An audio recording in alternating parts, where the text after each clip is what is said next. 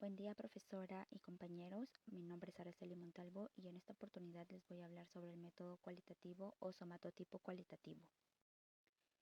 El nombre de mi paciente es Carlos Barrios, de edad 17 años, y le hice las siguientes preguntas. Mi cuerpo se ve redondo y suave. Mi estructura ósea es muy grande. De niño era hermoso y regordete. Mi acercamiento a la vida es tranquilo y reposado. Mi nivel de actividad es sedentario. Las personas me dicen que debo perder peso. Al rodear la muñeca con el dedo medio y pulgar de tu otra mano, los dos dedos no se tocan. Mi metabolismo es normal. Sobre mi peso gano peso fácilmente, pero me cuesta perderlo. Tengo hambre todo el tiempo. La gente me podría describir como una persona emocional. Sumando todos los puntos obtenidos suman 32, lo cual indica que él pertenece a la clasificación de endomorfo puro. Hallando las medidas para reemplazar en la tabla de Excel, mi paciente tiene un peso de 125 kilos con 400 gramos y una talla de 1 metro con 75 centímetros. Ahora hallamos el diámetro biepicondylar del húmero. Se usan los dedos para palpar los epicóndilos humelares empezando por el sitio proximal. La posición del sujeto debe ser relajado, parado o sentado. El brazo derecho es levantado anteriormente hasta la horizontal y el antebrazo flexionado en un ángulo de 90 grados. Ahora vamos a hallar el diámetro biepicondylar del fémur. Se usan los dedos para palpar los epicóndilos del fémur empezando por el sitio proximal. La posición del sujeto debe ser sentado, relajado, con la mano dejando ver la región de la rodilla, formando un ángulo recto con el muslo. Para hallar el perímetro del brazo relajado, se debe medir la distancia media entre las marcas acromiale y radiale. La postura de la persona debe ser una posición relajada, de pie, con los brazos colgando a ambos lados del cuerpo. El brazo derecho de la persona tendrá una leve adducción para permitir el paso de la cinta alrededor del mismo. Una vez que se ha conseguido la posición de la cinta cruzada, debe estar colocada de forma que la marca del punto acromiale radiale medio esté centrada entre las dos partes de la cinta. En este caso mi paciente tiene la medida de 40 centímetros. Para el perímetro del brazo flexionado y en contracción, el brazo del paciente debe estar delante del cuerpo de forma horizontal con el codo flexionado en 90 grados.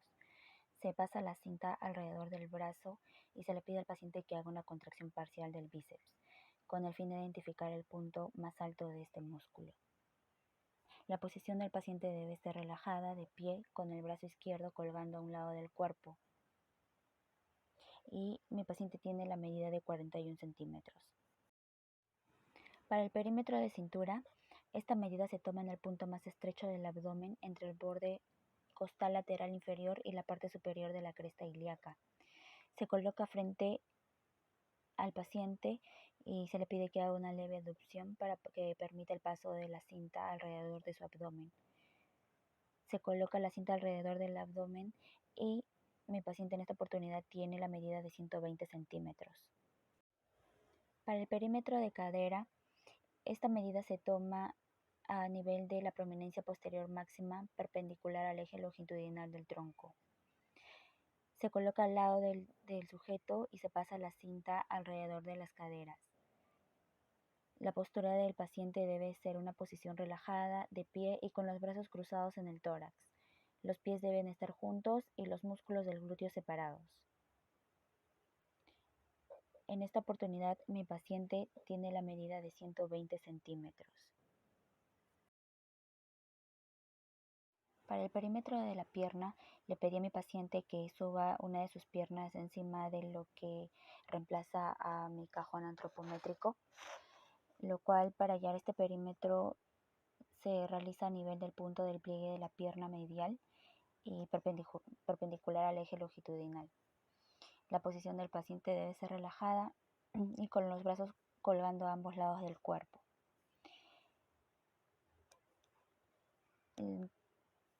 En esta oportunidad le pasé la cinta por alrededor de la pierna, teniendo así una medida de 43 centímetros.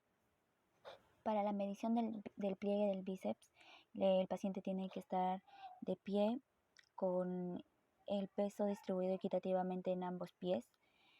Y como ya tenemos el punto anatómico del acromiale radiale, nos guiamos para poder hallar la medida del pliegue del bíceps y del tríceps. teniendo así mi paciente una medida de 50 milímetros. Para la medición del pliegue del tríceps, el paciente debe estar en posición de pie relajado con ambos brazos colgando a ambos lados del cuerpo. Igual que el pliegue de los bíceps, nos guiamos del punto anatómico acromial radial, teniendo así una medida de 50 milímetros. La localización del punto anatómico subescapular. Este sitio puede ser localizado buscando suavemente el ángulo inferior de la escápula o haciendo que el sujeto mueva ligeramente su brazo para poder hallarlo. La medición se realiza con el sujeto de pie y con ambos brazos relajados colgando a ambos lados del cuerpo. Teniendo ya el punto anatómico de la subescapular, realizamos la medida, lo cual mi paciente tiene una medida del pliegue subescapular de 55 centímetros. Para la localización del punto anatómico de la cresta ilíaca, se le pide al paciente que lleve la mano derecha sobre el hombro izquierdo para poder tener una mejor visión de dicho plano. Se palpa el punto iliocrestal realizando una ligera presión, deslizando el dedo hacia arriba, y se realiza una marca para poder guiarnos y poder tener así una correcta medición. Mi paciente tiene la medida de cresta ilíaca de 60 milímetros. Para la localización y medición del pliegue supraespinal, se le pide al paciente que lleve su mano derecha a su hombro izquierdo y esta medida se localiza justo encima de la cresta ilíaca en la línea medio axilar. El pliegue corre hacia adelante y hacia abajo formando un ángulo de alrededor de 30 a 40 grados con la horizontal. En esta oportunidad mi paciente tiene la medida de 58 milímetros. En la localización del punto anatómico abdominal, el paciente debe estar de pie y con los brazos relajados colgando a ambos lados del cuerpo. Para dicha medida se define como un sitio ubicado horizontalmente a 5 centímetros de la derecha del ombligo. Una vez teniendo la marca, realizamos en el proceso de la medición, lo cual mi paciente tiene una medida de 60 milímetros. En la medición del pliegue cutáneo del muslo medial anterior, el paciente debe estar sentado, formando con sus rodillas un ángulo de 90 grados. Para esta medida debe ser entre el punto medio de la línea que une el pliegue inguinal y el borde proximal de la rótula, en la cara anterior del músculo. Teniendo así una guía, podemos decir que mi paciente tiene una medida de 53 milímetros.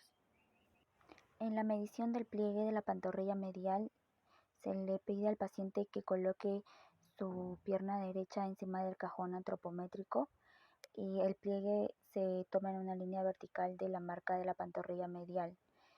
El paciente debe estar de pie en una posición relajada y con su rodilla debe mantener un ángulo de 90 grados aproximadamente, y una vez teniendo la marca de la guía, se puede observar que mi paciente tiene la medida de 48 milímetros. Una vez realizadas las medidas, reemplazamos en la tabla de Excel. Según el método de Isaac, hemos reemplazado y nos ha dado una mediana, y eso automáticamente se pasa al informe de composición corporal nivel 1, que es básicamente toda la mediana reemplazada en una tabla. Después podemos también hallar los índices y composición corporal de acuerdo a Durning, que nos da su IMC de mi paciente, el porcentaje graso. También se halla el porcentaje graso de acuerdo a Yuhas, que es en atletas. Y de acuerdo a ello se reemplaza también automáticamente en el somatotipo de Henan-Harter, que como podemos observar, el rating de somatotipo de mi paciente es efectivamente endomorfo con 10.8 y mesomorfo de 10.5, lo cual en la tabla indicaría que tiene extremadamente alta adiposidad relativa, muy abundante grasa subcutánea y grandes cantidades de grasa abdominal en el tronco, concentración proximal de grasa en extremidades.